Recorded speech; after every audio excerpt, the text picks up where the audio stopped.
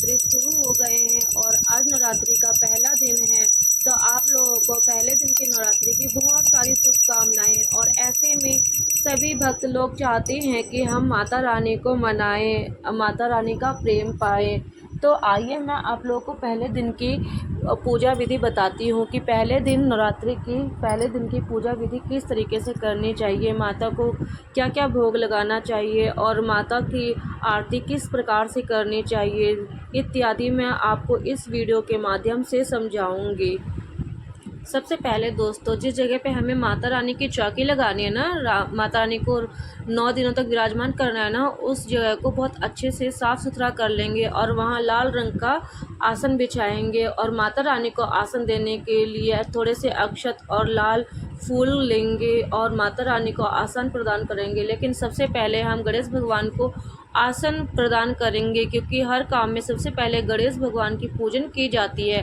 तो हम सबसे पहले गणेश भगवान को आसन प्रदान करेंगे। इस तरीके से थोड़े से अक्षत और फूलों का आसन प्रदान करेंगे। उसके बाद आपके पास जो भी मूर्ति है ना या फोटो है ना माता रानी की, आप माता रानी को उस जगह पे विराजमान कराएं। और देखिए, गणेश भगवान को हम वस्त्र स्वरूप जनेऊ धारण करवाएंगे और माता रानी को वस्त्र स्वरूप अब लाल रंग की चुनरी धारण करवाएंगे। माँ को लाल रंग बहुत ही ज़्यादा प्रिय है, इसलिए नवरात्रि के 9 दिन लाल रंगों का खूब प्रयोग किया जाता है।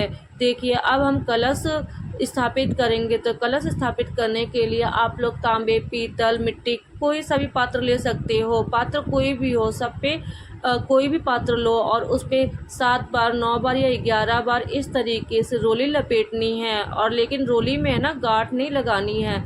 इस तरीके से देखो 7, 9 या 11 बार आप लोग मोली धागा लपेट सकते हो। और इस तरीके से हम देखो कलश के ऊपर बनाएंगे स्वास्तिक का निशान।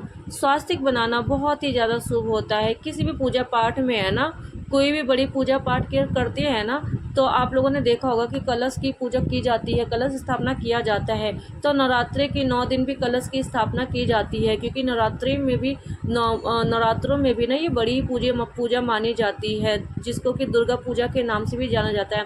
और किसी भी काम में है ना स्वास्तिक बनाना बहुत ज़्यादा शुभ रहता है।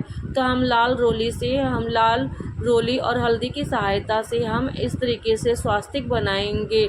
और स्वास्तिक शुभता का निशान होता है, शुभता का चिन्ह होता है। तो इसलिए आप लोगों को स्वास्तिक का निशान बनाना चाहिए। आप लोग देखते होंगे किसी भी पूजा में स्वास्तिक का अपना विशेष ही महत्व होता है और स्वास्तिक जरूर ही बनाया जाता है। तो आप लोग भी इस तरीके से कलश के ऊपर स्वास्तिक बना लीजिएगा। मैंने तो यहाँ पर स्टील का लोटा लिया है, आप लोग कोई भी जो आपके घर में उपलब्ध हो वो ले सकते हो। अब इस तरह देखिए, हम लोग कलश को भी इस आसन प्रदान करेंगे। तो थोड़े से अक्षत और लाल फूल लिए हैं मैंने कलश को आसन प्रदान करने के लिए। अब हम कलश को यहाँ पर विराजमान करेंगे। अब देखिए, हम लोगों को कलश को सजाने के लिए है ना, देखिए सबसे पहले हमें कलश में जल भरना है। तो जल में ना थोड़ा सा गंगा जल आप ज़रूर डाल लीजिएगा। मैंने पहले से ही डाल रखा था गंगा जल। और है ना 9 दिन तक हमें रखना है ना, तो इसलिए हमें कंठ तक जल भरना है। और अब हमने कलश के अंदर फूल, सफ़ेद अक्षत, दूब, 1 का सिक्का, 2 लौंग का जोड़ा और हरी इलायची का जोड़ा मैंने डाला है। और मैं रोली डालना भूल गई थी, तो मैंने रोली अलग से डाला है, आप लोग देख लीजिएगा, ठीक है। इस तरीके से अब हम देखिए, हम आम का पल्लो लाएंगे। आम के पल्लो को हम साफ़ सुथरा कर लेंगे, पहले उसे धो लेंगे अच्छे से और पोंछ लेंगे। फिर उसके ऊपर भी हम या तो टीका कर सकते हैं, रोली और हल्दी का टीका लगा सकते हैं, या तो फिर हम उस पर स्वास्तिक का निशान बना सकती हूँ। जो भी दोस्तों आप लोगों को सही लगे आप लोग वही कीजिएगा। मैंने यहाँ पर स्वास्तिक का निशान बनाया है रोली और हल्दी की सहायता से। आप लोग चंदन का भी यूज कर सकते हैं टीका लगाने के लिए या फिर स्वास्तिक का निशान बनाने के लिए। इसमें कोई मनाही नहीं है, चंदन भी बहुत शुभ माना जाता है। इस तरीके से देखिए, मैं सभी पत्तों को अच्छे तरीके से, सभी आम के पल्लों को है ना अच्छे तरीके से सजा लूँगी। और इसको अब मैं कलश के अंदर डालूंगी। देखिए कलश की पूजा ना सबसे पहले कहते हैं ना कलश की पूजा की जाती है, तो कलश को अगर हमने सही टाइम पे सही मुहूर्त में अगर कलश की स्थापना करी ना, क्योंकि कलश के अंदर ना बहुत सभी देवी देवताओं का निवास स्थान होता है, तो कलश की स्थापना है ना शुभ मुहूर्त में होना बहुत ही ज़्यादा ज़रूरी होता है। अगर कलश स्थापना शुभ मुहूर्त में हो गई ना, तो लगा लो आपके आधी से ज़्यादा मनोकामना भगवान तक पहुंच जाती है और वो आपकी कामना को पूर्ण करने के लिए पूर्ण करने के लिए हो जाते हैं। अब देखिए हम पूजा के लिए नारियल लेंगे, नारियल पे भी हमने स्वास्तिक का निशान बनाया है और लाल मैंने यहाँ पर रोली और चंदन के सहायता से बनाया है। आप देख लीजिएगा इस तरीके से मैंने नारियल को लाल कपड़े में लपेट के या मोली धागा जो भी आपके पास उपलब्ध हो उसमें लपेट करके वस्त्र स्वरूप है ना हम उसको पहनाएंगे। नारियल को भी वस्त्र स्वरूप कपड़ा क्यों मतलब लाल रंग की चुनरी या तो फिर लाल कलावा इसलिए बांधा जाता है, वस्त्र स्वरूप होता है।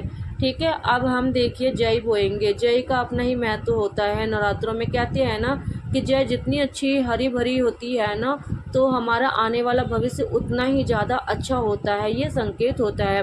तो जय जितनी अच्छी उगेगी ना नवरात्र के 9 दिन में, उतना ही उज्जवल और हरा भरा आपका भी भविष्य रहेगा। अब देखिए अब हमने देखो मिट्टी के पात्र को भी अच्छी तरीके से सजा लिया, उस पर भी टीका उका लगा करके उसके अंदर जय डाल दी है।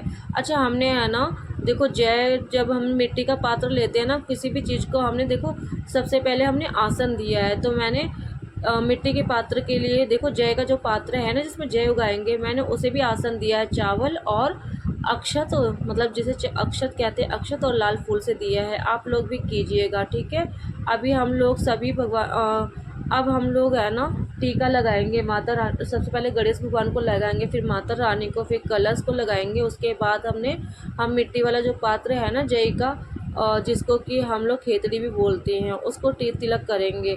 अब हम देखिए अब हम माला पहनाएंगे। सर्वप्रथम हम लोग गणेश भगवान को माला पहनाएंगे और गणेश भगवान को माला पहनाने के, ये माला एक्चुअली छोटी हो गई थी मैंने पहनाई थी।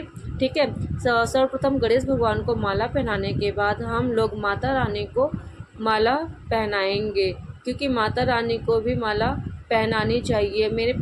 आप लोगों के पास अगर लाल फूल मिल जाए ना, गुड़हल का लाल फूल, तो आप माता रानी को ज़रूर से अर्पित करना। मेरे पास तो यहाँ पर ज़्यादातर गेंदे के ही फूल मिले मुझे, तो मैंने गेंदे के फूल की ही माला बना करके माता रानी को पहनाई है। और माता रानी को देखो इस तरीके से आप लोगों को माला पहनानी है। उसके बाद जो भी फूल बचेंगे ना आप लोगों के पास, आप उन फूलों को वहाँ पर सजा लीजिएगा, जैसे कि कलश के पास, नारियल के पास, और जो खेतड़ी बोई है ना हमने जय की खेतड़ी, वहाँ पर भी आप लोग सजा लीजिएगा। अभी देखिए हमारे गणेश भगवान और दुर्गा माता जी को मैंने फूल अर्पित कर दिया है, मीन्स माला चढ़ा दिया है। अब देखिए जो भी बचे हुए फूल है ना उनको मैं कलश के पास सजा दूंगी और नारियल के पास भी फूल सजाऊंगी थोड़े से।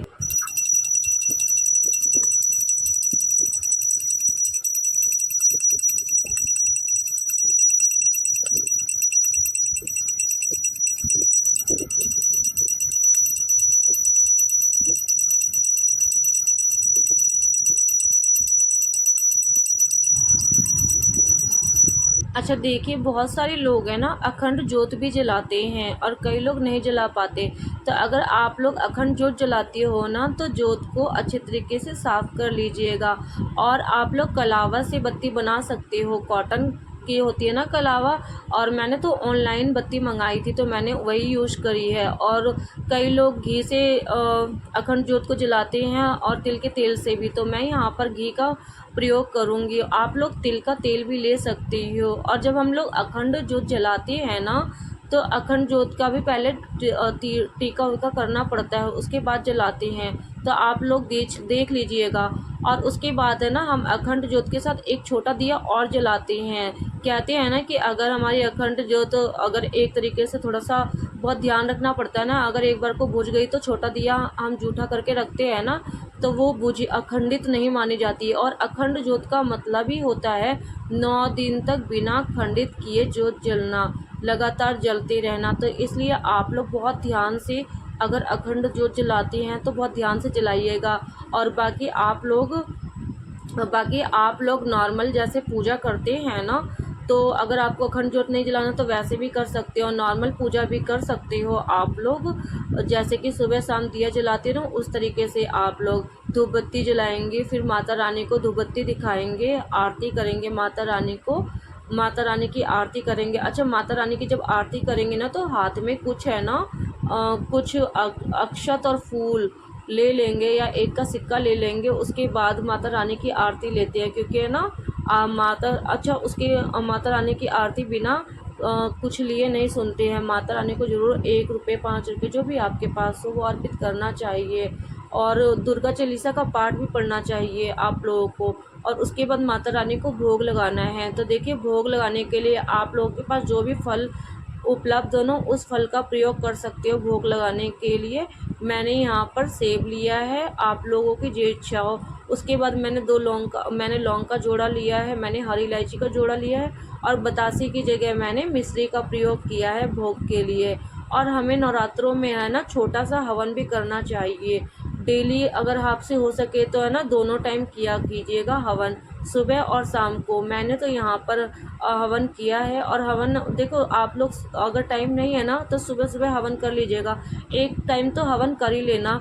और हवन में है ना जब भी हवन करोगे ना तो कपूर ले लेना, और कपूर के साथ 1 चम्मच थोड़ा सा घी डाल लेना। और उसके बाद हम हवन करेंगे। जब हवन करती है ना तो कहते हैं ना, हवन जब करते हैं तो ओम दुर्गाए नमः का जाप कर सकते हो आप लोग, ये मंत्र बोल सकते हो, ओम दुर्गाए नमः, ओम दुर्गाए नमः करके हवन में जो भी आपने माता रानी को भोग अर्पित किया है ना उसमें से थोड़ा थोड़ा लेकर के आप लोग हवन में डालिएगा। ऐसा कहा जाता है ना कि जब अगर हम हवन में है ना भोग को डालते हैं ना तो माता रानी के पास वो भोग पहुंच जाता है और माता रानी उसे ग्रहण कर लेती है। तो आप लोगों से पॉसिबल हो तो छोटा सा हवन तो डेली बेसिस पे कर लीजिएगा, इस तरीके से जैसे मैंने किया है। और कोई भी भोग है ना, कहते हैं ना कि बिना जल के अधूरा होता है, बिना जल के कोई भी भोग अधूरा होता है। तो आप लोग एक स्वच्छ पात्र में छोटी सी लोटे या छोटी सी ग्लास में थोड़ा सा जल भी ले लेना, और जल लेकर के है ना फिर जब हवन हो जाता है ना, जब भी हम जोत वगैरह जलाते हैं ना तो उसके बाद हम आचमन करते हैं। कभी भी ना आप लोग ध्यान रखना, आचमन किया जाता है। तो हम लोग आचमन भी करेंगे तो आप एक छोटे से लोटे में जल अवश्य ले लेना आचमन करने के लिए। और इस तरीके से अच्छा, माता रानी से है ना लास्ट में माता रानी से आप लोग प्रार्थना करना कि जो भी कोई गलती हुई हो, भूल चूक हुई हो, तो माता रानी अपना बच्चा समझ करके हमें माफ़ करना। और कोई भी त्रुटि रह गई हो, कोई भी गलती हो गई हो, आपकी पूजा पाठ में कुछ भी गलती हुई हो तो हमें अपना बच्चा समझ करके माफ़ करना। माता रानी ऐसा बोलने से है ना माता रानी सुनती हैं, और कुछ भी गलती हुई होती है ना पूजा पाठ में तो वो दूर हो जाती है। आप लोग क्षमा मांगना, और आपकी जो भी मनोकामनाएं हैं ना अपनी मनोकामना माता रानी के सम्मुख रखना, तो माता रानी आपकी मनोकामना को ज़रूर पूर्ण करेगी। इसी के साथ जय माता दी दोस्तों। अगर आप लोगों को वीडियो अच्छी लगी हो तो प्लीज़ वीडियो को लाइक करें, वीडियो पे कमेंट करें, चैनल को सब्सक्राइब नहीं किया है तो प्लीज़ चैनल को भी सब्सक्राइब करना ना भूलें। जय माता दी दोस्तों।